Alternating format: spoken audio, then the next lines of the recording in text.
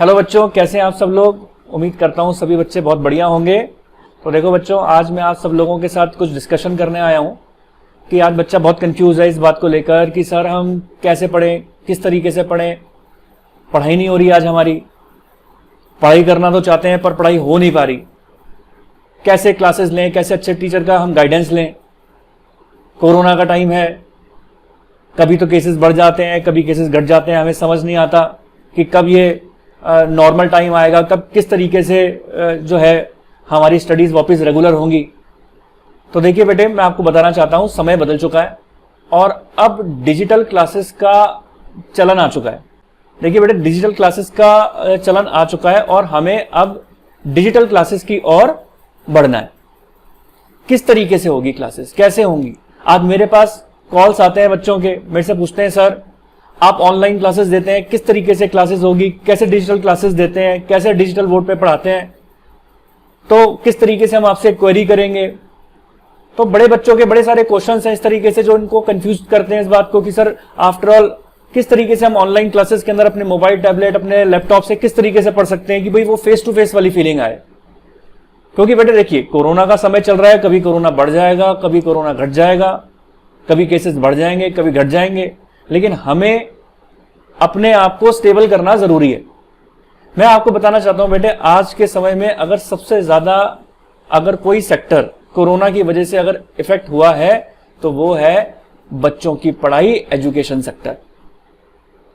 सबसे ज्यादा इफेक्ट हुआ वो। आज बच्चों की पढ़ाई देखा जाए तो छोटे बच्चे से लेकर बड़े बच्चे तक की सबकी पढ़ाई इफेक्ट हुई है।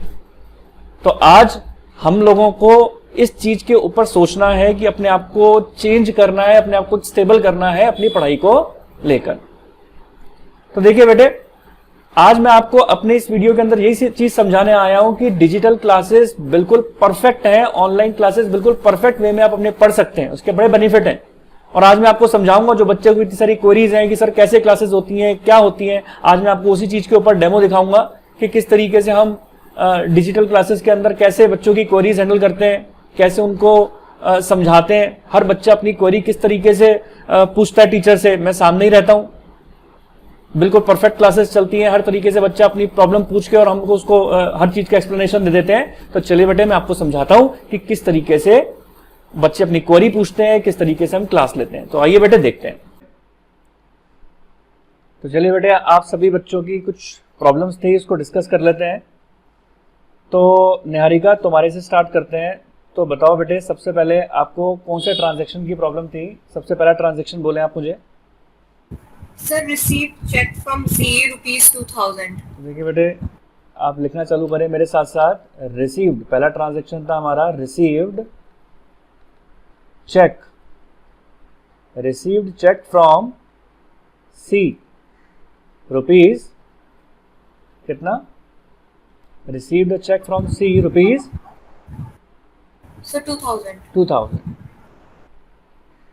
2000। तो देखिए बेटे, किसी भी पर्सन से यहाँ चेक रिसीव होता है, अगर अपन को रिसीव चेक अगर हमें सी से रिसीव हुआ 2000 रुपीज का, तो यहाँ पर देखिए बेटे, क्वेश्चन के अंदर कहीं पर भी नहीं लिखा हुआ कि सी से जो हमें चेक रिसीव हो रहा है वो deposited into the bank same day है। ऐसा क्वेश्चन के अंदर कहीं पर भी नहीं लिखा हुआ। ठीक है, ठीक है निहारिका, क्वेश्चन के अंदर ऐसा कहीं पे भी नहीं लिखा हुआ कि चेक जो हमको रिसीव हो रहा है सी से वो बैंक में इमीडिएट डिपॉजिट हुआ है। तो जब तक इमीडिएट डिपॉजिट नहीं होता, चेक को हम कैश मानते हैं और एंट्री हो जाएगी cash account debit to C 2000 rupees. तो ये एंट्री इसकी इस तरीके से हो जाएगी। नेक्स्ट ट्रांजेक्शन, ध्वनि तुम्हारी प्रॉब्लम थी, बताओ नेक्स्ट ट्रांजेक्शन क्या था हमारा। Sir check received from Z deposited into bank. तो इसका मतलब ये ऊपर वाला भी जेड ही है, तो इसको भी आप जेड ही कर दीजिए। जो चेक रिसीव हुआ था जेड से, तो आपने जो चेक रिसीव हुआ जेड से आपने उसको कैश माना था, लेकिन अब जो नेक्स्ट ट्रांजैक्शन है वो इसी से लिंक अप है। Check received from Z, check receive from Z deposited into bank, deposited into bank. जो आपने चेक जेड से रिसीव किया, आपने उस चेक को बैंक में जाके डिपॉजिट कर दिया। तो देखिए बेटे, बैंक में जब हम चेक को डिपॉजिट करेंगे तो जो चेक आपके पास आया था वो कैश था, अब हमने उस कैश को, है वो कैश, उसको हमने कैश ट्रीट किया, चेक था लेकिन उसको कैश ट्रीट किया है। अब हमने एक तरीके से उस कैश को बैंक में जमा कराया। तो चेक को कैश जो ट्रीट कर रहे हैं, उस कैश को जब हम बैंक में जमा करा रहे हैं तो बैंक कौन हो गया, बैंक तो पाने वाला हो गया, पर्सनल अकाउंट है, और कैश हमारे हाथ से जा रहा है। तो जब भी आप चेक को बैंक में जमा कराते हैं या कैश को बैंक में जमा कराते हैं, जिस चेक को मैंने कैश ट्रीट कर दिया था उसको अगर हम बैंक में जमा कराते हैं तो एंट्री हो जाती है bank account debit to cash account. तो ये 2000 रुपीज से हो जाएगी, ये लिंकअप एंट्री है इसकी। तो नेक्स्ट प्लाक्षा, तुम्हारी प्रॉब्लम थी, बताइए। Check received from Z dishonor. Cheque receive from Z dishonour, तो थर्ड है हमारे पास cheque received from Z dishonour. Cheque received from Z dishonour, ठीक है, cheque receive from Z dishonour. तो देखिए बेटे इसके अंदर क्या लिखा हुआ है, cheque receive from Z dishonour, यानी आपको जो चेक मिला था जेड से वो डिसऑनर हो गया। यानी अगर हम इन दोनों एंट्रीज की कंबाइंड एंट्री करें तो ऑब्वियस सी बात है, अगर आप दोनों एंट्री की कंबाइंड एंट्री करेंगे तो किस तरीके से हो जाएगी, cash account debit to Z 2000 rupees से,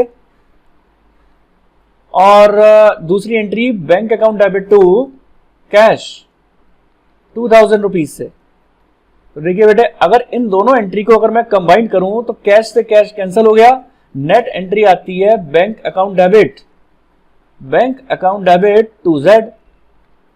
तो देखिए बेटे जब भी चेक डिसऑनर होता है यानी बाउंस हो जाता है चेक, ठीक है, यानी जो चेक के हमने बैंक में जो जमा कराया था ये सोच के कि हमें पैसे मिल जाएंगे और आज वो चेक डिसऑनर हो गया, तो इसकी एंट्री ऑपोजिट एंट्री हो जाएगी। जो कंबाइंड एंट्री हमने की है उसकी ऑपोजिट एंट्री हम इसकी कर देंगे, यानी जो आपने bank account debit to Z की एक कंबाइंड एंट्री है उस एंट्री को आप ऑपोजिट कर देंगे और एंट्री क्या कर देंगे, ZDR to bank, Z account debit to bank account, ये डिसऑनर होने की एंट्री होती है। तो ये 2000 रुपीज से एंट्री हो जाएगी। ये तीनों एंट्रीज आपकी लिंकअप थी। तो उम्मीद है ये तीनों एंट्री आप लोगों को समझ में अच्छी तरीके से आई होगी। तो देखा होगा आप लोगों ने कि किस तरीके से सारे स्टूडेंट्स ने अपनी अपनी प्रॉब्लम्स को मेरे से किस तरीके से डिस्कस किया। तो उम्मीद है आप लोगों को भी काफी हद तक इस बात की क्लैरिटी मिली होगी कि डिजिटल क्लासेस, ऑनलाइन क्लासेस के अंदर बच्चे किस तरीके से अपनी प्रॉब्लम पूछते हैं। ये बिल्कुल उसी तरीके से क्लास है जैसे कि आप अपनी क्लासरूम के अंदर क्लासेस लेते हैं, बिल्कुल फेस टू फेस क्लास जैसी। तो उम्मीद है आपको ये क्लासेस पसंद आई होंगी, अच्छा लगा होगा। और अगर आप डिजिटल क्लासेस के लिए क्लैरिटी चाहते हैं, कंसेप्ट क्लैरिटी चाहते हैं कि किस तरीके से डिजिटल क्लासेस होती होंगी, कैसे ऑनलाइन क्लास सर लेते होंगे, तो मैंने अपना कॉन्टैक्ट नंबर अपने डिस्क्रिप्शन बॉक्स के अंदर दिया है। आप अपने डिस्क्रिप्शन बॉक्स के अंदर खोल कर देख सकते हैं मेरा नंबर, मेरे से क्वेरी कर सकते हैं और मुझे डेमो के लिए आप कॉल कर सकते हैं। तो उम्मीद करता हूं कि आपको मेरा वीडियो अच्छा लगा होगा। मेरा वीडियो अच्छा लगा इसको लाइक करें, सब्सक्राइब करें, शेयर करें। Thank you very much.